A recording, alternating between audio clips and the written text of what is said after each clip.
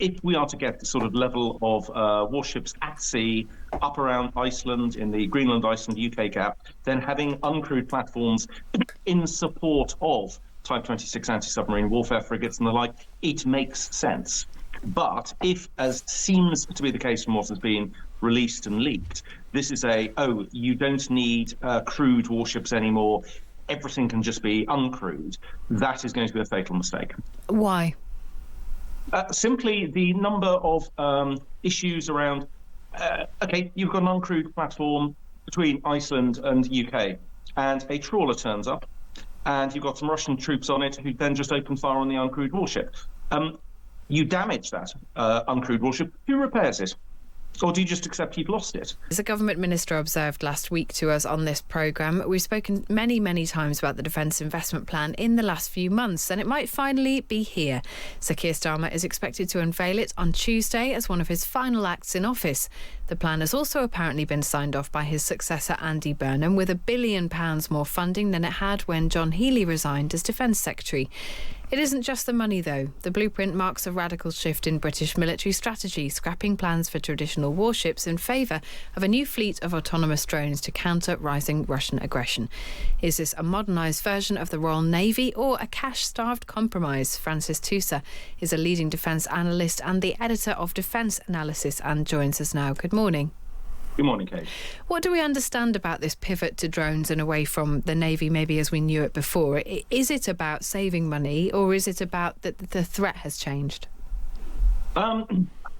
We still need some more detail, and it's interesting speaking to a number of your colleagues on the Times and elsewhere, when they've asked the MOD, it was under embargo, can we have a bit of flesh on the bones? That was not forthcoming. Am I against, for the sake of argument, having these uncrewed surface vessels, underwater vessels? No, they make sense. But the drive to almost say, and by the way, the head of the Royal Navy, General Squin Jenkins, has said in speeches, though I think deliberately, provocatively, he would be happy if the Navy had no crewed warships at all. That is going too far. And I would just say, looking through some of the reaction from our European and American allies, they're looking at this and going, what? It is looking as if someone has said, look, do you realise these uncrewed ships have no sailors, which means no accommodation, which means no pensions, it's going to be cheap. And someone's gone, hey, that's a great idea. I mean, I suppose the question we should be asking really is, will this kind of thing help us deal with the risks that we're currently facing? If we can get more platforms at sea in the North Atlantic, forget all this east of Suez, Indo-Pacific, that's not our battle. It hasn't been for 50 years. If we are to get the sort of level of warships at sea up around Iceland in the Greenland-Iceland UK gap, then having uncrewed platforms in support of Type 26 anti-submarine warfare frigates and the like, it makes sense. But if, as seems to be the case from what has been released and leaked, this is you don't need crewed warships anymore, everything can just be uncrewed, that is going to be a fatal mistake. Why?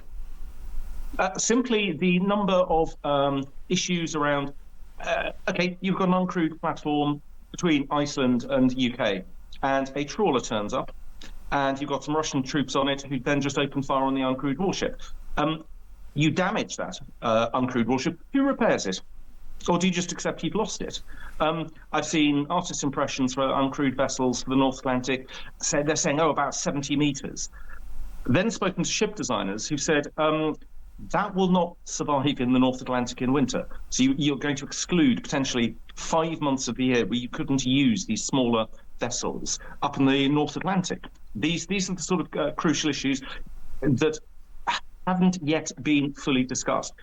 At the last year's DSEI Defence Show in Docklands, everyone who was anyone had displays of uncrewed surface and subsurface vessels and so forth. And I had a very interesting conversation with a couple of the companies who said, you see the artist's impression? Yeah. They said, what's wrong with it? And I was basically floundering around. And they said, have you noticed the sea? It's flat. And in every single artist's impression of the use of these vessels, the sea was a mill pond. And they said, it's not going to be that way in the North Atlantic. And it matters, because if you can't keep your station and you're being buffeted left, right and centre, you're not going to be very effective. Yeah, it's such a good point. We've seen vessels developed before that then are not capable of doing what we ask them to do. So it's a really important point to make. Just finally, Francis, we're talking apparently now about a £15 billion defence investment plan. It's obviously still nowhere near the £28 billion shortfall that defence bosses have been saying that they have. But will it make a difference? Will it make a big enough difference? I mean, it's about £1.5 billion more than we previously expected. Well, if I were John Healey, I'd be feeling a little bit cheesed off that you've done your best efforts and have been told by the Prime Minister there's nothing more I can do, only to find out that actually there was more he could do. But that's a bit of a slap around the face for John Healey. Any extra money is going to help. It's now going to be a question of, can the MOD show they can spend the money responsibly and wisely, rather than basically spraying it all over the place and wasting it, which sadly has been a tradition for the last 20 years. And we'll keep a close eye on that, Francis. We're likely to hear more this week, so thank you very much for giving us the run-through before we get there. That is Francis Tusa, their leading defence analyst and editor of Defence Analysis. And it's very difficult to say analyst and analysis, I think. That's my eyes got confused. Yeah, that's right. It's such a good point about the way that people who build and develop these things think about what they might actually be used for. Because do you remember we developed ships that couldn't go in hot water? Yeah. And we had to try and retrofit them, and then they never really worked. I mean, those are the types of things that you really need to get right. And they're often the types of things that trip up our defence capability spending. I mean, think about the Ajax vehicles, which are so badly designed that they're making the troops inside them sick. I mean, obviously not usable, had to be retrofitted, had to be, go back again and again. We end up spending so much money because we just don't think about the application. I did see the shiver of pleasure across your face when you got a chance to talk about ships in choppy waters and ships. There are 70 metres. No, they need to be bigger than 70 metres. 70 metres is not too big small. enough. It's too not small. Too small. Needs to be bigger. Kate's eyes looked up.